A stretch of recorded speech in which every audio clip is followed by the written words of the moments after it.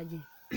Yes, njye rero ikintu cyatumye nyine nkora uyu muhanda nta kindi nuko ubundi twacaga mu bintu bimeze nk'ibihuru, nta muhanda twagiraga, bikambabaza cyane, ukabona n'umuntu yaza no kugusura ugasanga ntabwo bimeze neza.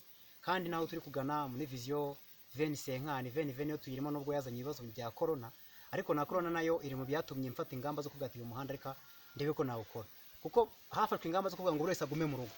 Kandi kuguma mu rugo nta kintu ndi gukora, ihingana nararirangije, ibyo ngomba guhinga narabihinze, mbona ntabwo byaba ari sawa. Ariko naraje nkafata isuka nkaza nkakora aho nshoboye, umaze gukora ahantu harenze kilometero, urumva ko ni ahantu harehare cyane.